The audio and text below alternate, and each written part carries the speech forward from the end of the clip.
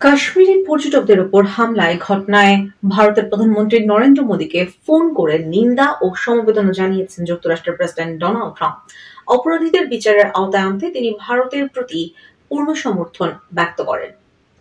ভারতের পররাষ্ট্র মন্ত্রণালয়ের মুখপাত্র রণধীর জয়সওয়াল এক এক্স বার্তায় ওই ফোন কলের কথা উল্লেখ করেন। জয়সওয়াল বলেন, সন্ত্রাসবাদের বিরুদ্ধে ভারত ও যুক্তরাষ্ট্র একসঙ্গে কাজ করবে।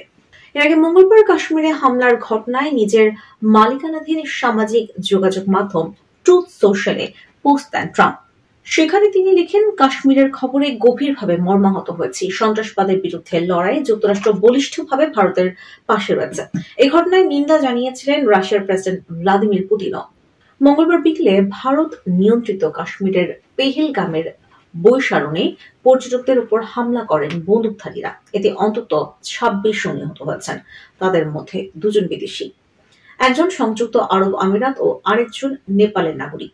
ওই হামলার পর নরেন্দ্র মোদী সৌদি আরব সফর সংক্ষিপ্ত করে মঙ্গলবার রাতেই দেশে ফিরছেন।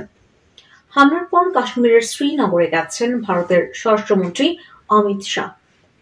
সেখানে নিরাপত্তা পরিস্থিতি পর্যালোচনায় তিনি সংশ্লিষ্ট ব্যক্তিদের সঙ্গে বৈঠক করেছেন। গত মঙ্গলবার বিকেলে কাশ্মীরের পেহেলগামে এই হামলা হয়। হিমালয়ের কোলে অবস্থিত মনোরম শহর পেহেলগামকে ভারতের সুইজারল্যান্ড হিসেবে বর্ণনা করা হয়। জনপ্রিয় এই পর্যটন নগরীতে গতদিনের এই হামলা ২০১৯ সালে পুলওয়ামা হামলার পর কাশ্মীরের সবচেয়ে বড় প্রাণঘাতী হামলা। কাশ্মীরের মুখ্যমন্ত্রী ওমর আবদুল্লাহ বলেছেন, সাম্প্রতিক বছরগুলোতে বেসামরিক লোকজনকে লক্ষ্য করে যতগুলো হামলা হয়েছে সেগুলোর তুলনায় এটা অনেক বড় হামলা। হামলায় আরো অনেকেই আহত হয়েছেন, যাদের কয়েকজনের অবস্থা আশঙ্কাজনক।